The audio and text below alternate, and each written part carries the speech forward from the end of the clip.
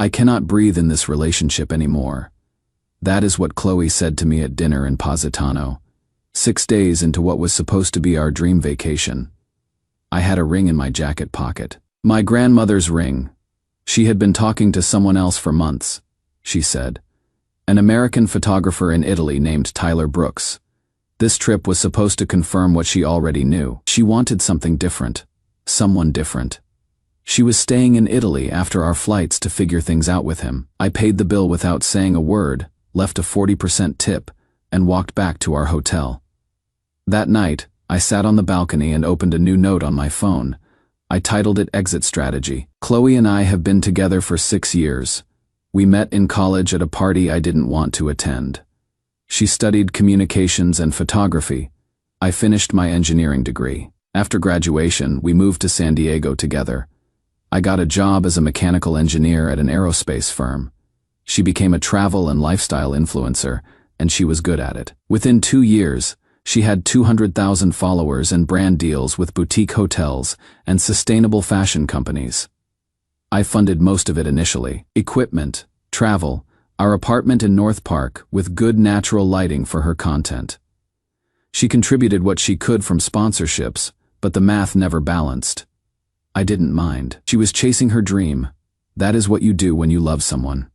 Right? The Italy trip was my idea. 6 years together, no extravagant vacation, 2 weeks on the Amalfi Coast. I had been planning it for 8 months, saving extra, researching everything. Khloe was excited, planning outfits and shot lists, reaching out to local businesses for collaborations. The first 3 days were perfect. Pasta with lemon, fresh fish, hiking the path of the gods. She took hundreds of photos. I took photos of her taking photos, which made her laugh. She seemed happy. I kept touching the ring box in my pocket, waiting for the right moment. Day 4. She mentioned a sunrise yoga session with a local creative friend who ran retreats. She would be back by noon. She came back at 2, glowing and smelling like cologne. I didn't recognize. She said they grabbed coffee after and talked about art and philosophy, and the difference between existing and truly living. She kept going back. Day 5, another session. Day 6, a group hike. She was texting constantly, phone always angled away. When I asked, she said she was coordinating with creators she would met through Tyler's retreat network. I suggested we do something together.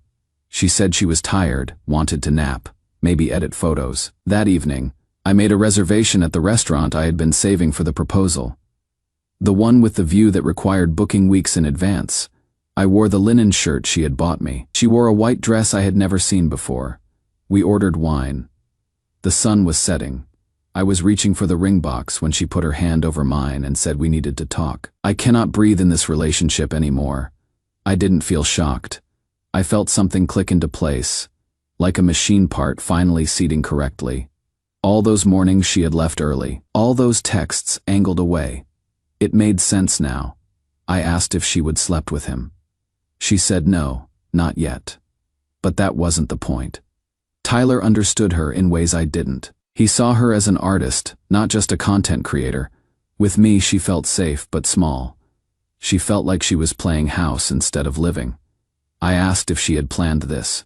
She nodded. She thought the trip might change things. Instead, it confirmed what she had been feeling for months. She was sorry. She never meant to hurt me. She just couldn't ignore what her heart was telling her anymore. I left cash on the table and stood up. Then I guess you can start by figuring out where you will live when you get home. I walked back to the hotel and sat on the balcony until it was too dark to see anything but boat lights. That is when I opened my phone and created that note exit strategy. The apartment was in my name. The credit cards were in my name, everything. I had set it up that way years ago because my credit score was better. I never imagined needing it as leverage. I wasn't angry yet.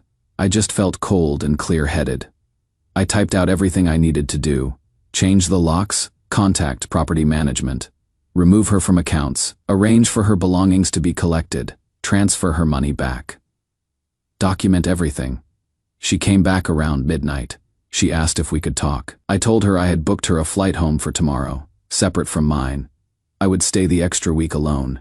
She could pack tonight. I would sleep on the couch, she cried. She said I was being cruel, that she had expected us to figure this out together like adults. I told her she had figured it out already, months ago, and I was just catching up. I told her I would send an email with details. Everything would be handled professionally. Right now, I am at a cafe in Sorrento writing this on my phone because I don't know what else to do. Khloe flew out yesterday. I have 6 days here alone.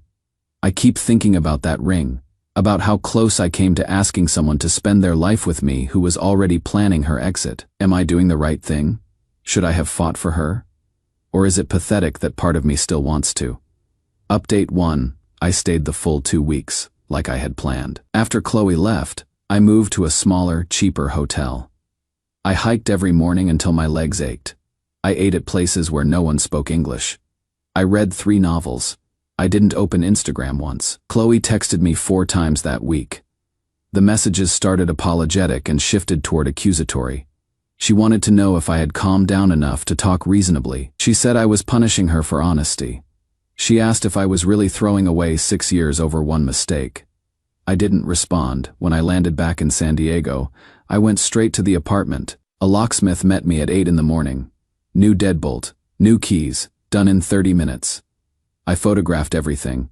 Then I packed up Khloe's things. 6 years takes up more space than you would think. I packed everything carefully into labeled boxes and took photos of every item. A moving company came that afternoon and moved everything to a storage unit. I emailed Khloe the information, the access code, and a notice that she had 30 days before storage fees would accumulate.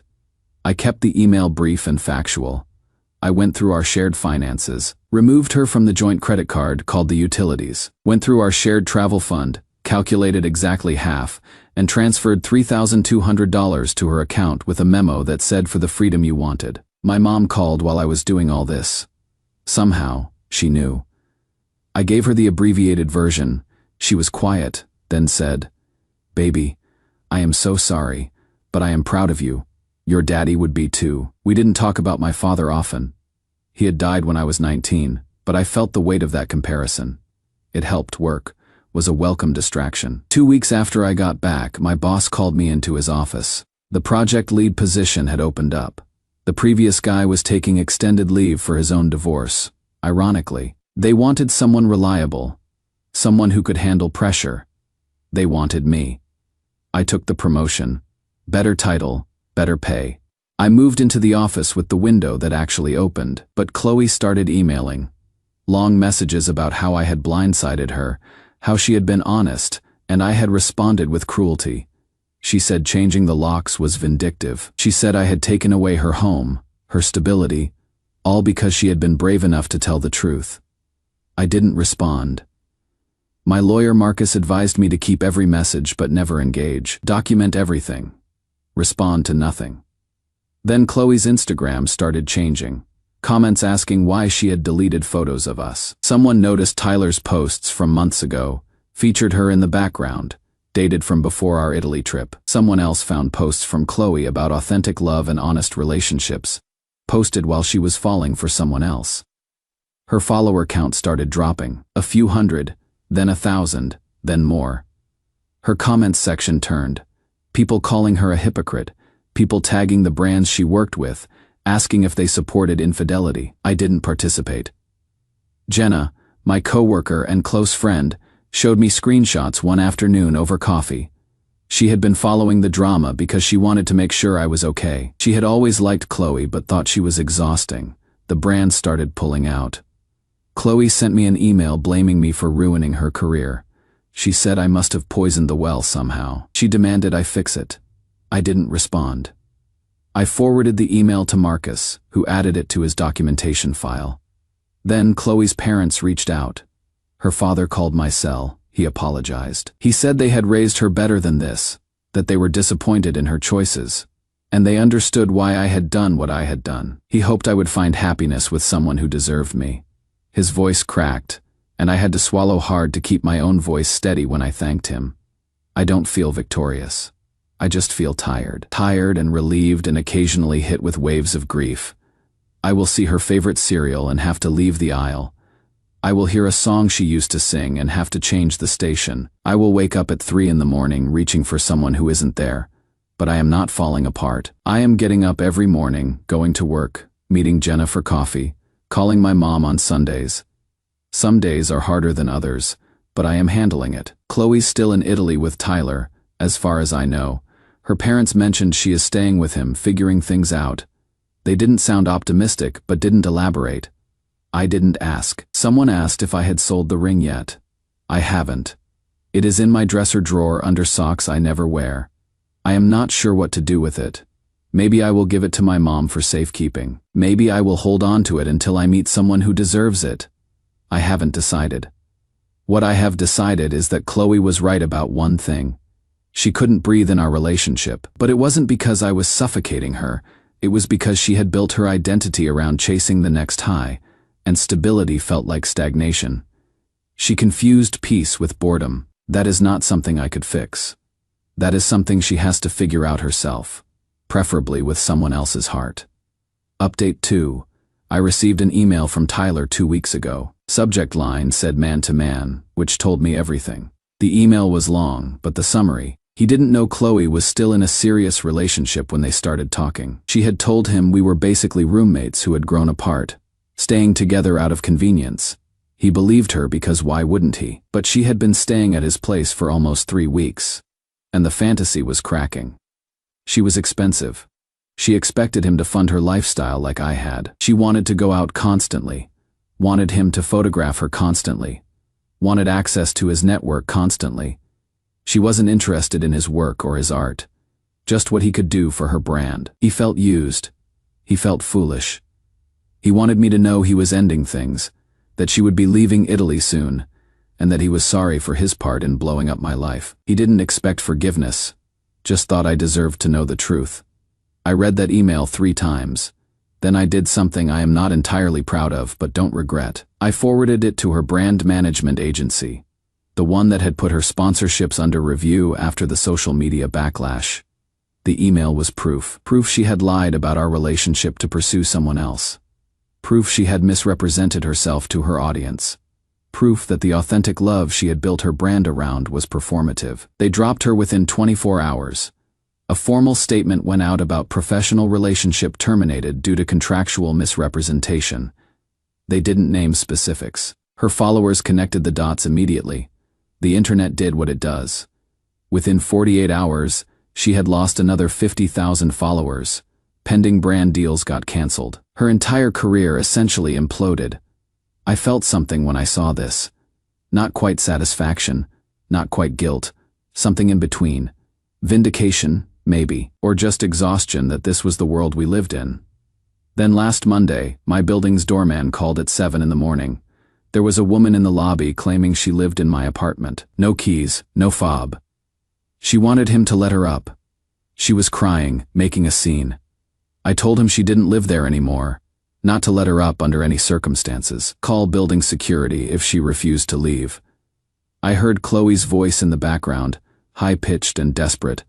I went to work early and called Marcus. He said what she was doing could potentially constitute harassment. Document everything. Avoid direct contact. Let him know if she showed up again. She didn't. Instead, she left a handwritten note on my windshield that evening. Expensive stationery, shaky handwriting. I made a mistake. The biggest mistake of my life. Please call me. I know you are angry, but we can fix this if you just talk to me. I love you. I never stopped loving you, please. I photographed it front and back, uploaded it to cloud storage, sent copies to Marcus. Then I threw it away. Marcus said if she tried again, we would have grounds for a restraining order. She hasn't tried again. But I have been hearing things. Her mother called me, crying, apologizing. Khloe had moved back in with them and was struggling badly. She had lost her career, Tyler, her community, her sense of purpose. She was talking about reinventing herself, maybe becoming a mindfulness coach. Her mother asked if I would consider talking to her just once, to give her closure. I said no as gently as I could. I said closure doesn't come from other people. It comes from accepting your own choices and their consequences. Her mother cried harder, thanked me for being kind, and hung up. Jenna asked me last week if I felt guilty. We were at our usual coffee shop. She wanted to know if I was second-guessing any of it. I thought about it. The truth is, I do feel bad for Khloe. Not bad enough to let her back into my life, but bad that watching another person's life fall apart is never pleasant, even when they built the circumstances. But no, I don't feel guilty. I didn't destroy her career. I didn't turn the internet against her. I just stopped protecting her from the natural consequences of her own actions. She wanted freedom. I gave her exactly that. If that freedom feels more like free fall, that is not my fault. Then Jenna asked if I was ready to start dating again. I said honestly I had no idea. The thought of trusting someone felt impossible right now, but I wasn't opposed to it someday. She smiled and asked if I would want to get dinner sometime. Not coffee, actual dinner, no pressure. And I realized we had been having coffee 3 times a week for a month. I realized I looked forward to it, that her presence had become comfortable and steady. I realized I had been telling her things I hadn't told anyone else. So I said yes. We are getting dinner this Friday. A Vietnamese place downtown. Nothing fancy. Just dinner between 2 people who might become something more, or might just become better friends. Either outcome feels okay. I checked Khloe's Instagram last night. I am not sure why. She had deleted every photo of us. Her most recent post was a sunset with a long caption about losing yourself. The last line said, "Sometimes you have to lose something real to realize fantasy was the lie." I didn't like it. I didn't comment. I just closed the app. Because she was right. Probably for the first time in months. She did lose something real. My concern is the life I am building. The promotion, the friendships, the possibility of Friday's dinner, the fact that I can wake up without feeling like I am performing stability for someone who resented me for it. That is freedom too. The kind Khloe never understood. Final update: Khloe's trajectory has been exactly what you would expect. Tyler moved to Portugal for another project. Khloe moved back in with her parents in Scottsdale. She got a part-time job at a boutique that sells overpriced candles and linen clothing. Her Instagram is occasional posts about gratitude and growth. Generic content that gets polite likes from relatives. I know this because her mother called one last time about 6 weeks ago. She wanted me to know Khloe was in therapy, working on herself, trying to understand why she had sabotaged something good. Her mother thanked me for how I had handled everything. She didn't ask me to reach out. She just wanted me to know Khloe was going to be okay. Eventually, I appreciated that. Despite everything, I never wanted Khloe destroyed. I just wanted her to not be my problem. My life has changed in smaller, better ways. The promotion led to another opportunity. I am heading a new project with a European aerospace company, which means occasional travel to Munich. I am genuinely excited. I am building something that will orbit the Earth and help people communicate across impossible distances. There is poetry in that. Jenna and I have been dating for 2 months. It is not a whirlwind. It is steady and comfortable and real. She knows my coffee order. I know she gets quiet when stressed and just needs someone to sit with her. We cook dinner together on weeknights. We watch movies. We talk about work and family and nothing at all. She met my mother last month. They talked for 3 hours about gardening. My mother pulled me aside before we left and said, "This one sees you, baby, the real you. Hold on to that." I told her I would. The ring is gone. I sold it a month ago through an estate jewelry dealer. I kept half the money and donated the other half to a mental health organization that provides free therapy for people going through relationship trauma. Turn something painful into something useful. The strange thing about moving forward is how ordinary it feels. I thought healing would be more dramatic. Instead, it has been a slow fade. One morning I realized I hadn't thought about Khloe in 3 days, then a week. Then I had occasionally remember we had been together and feel surprised, like it happened to someone else. I don't hate her. I don't love her. I don't feel much about her anymore, which is probably the healthiest outcome. She taught me important things about myself, most of them painful. I am grateful for the lessons even if I would have preferred not to learn them that way. Last week, I got an email from her. No subject line, the body said. "I see now what I threw away. You were my peace, and I called it suffocation. I hope whoever you are with understands what they have. You deserved better than me." I read it twice, then archived it without responding, not out of cruelty but because there was nothing to say. She was right. I did deserve better. I am building better. Khloe said she couldn't breathe in our relationship. The truth is, she didn't want to breathe. She wanted to hold her breath and see how long the high would last. She wanted intensity, not intimacy, performance, not partnership. When I stopped being the audience, she finally had to face the ground. I gave her all the space she said she needed. Turns out, the air she wanted wasn't freedom at all. It was just another person willing to watch her self-destruct and call it authenticity. I am done being the backup plan for someone who mistakes stability for stagnation. I am building a life with someone who sees peace as the goal, not the problem.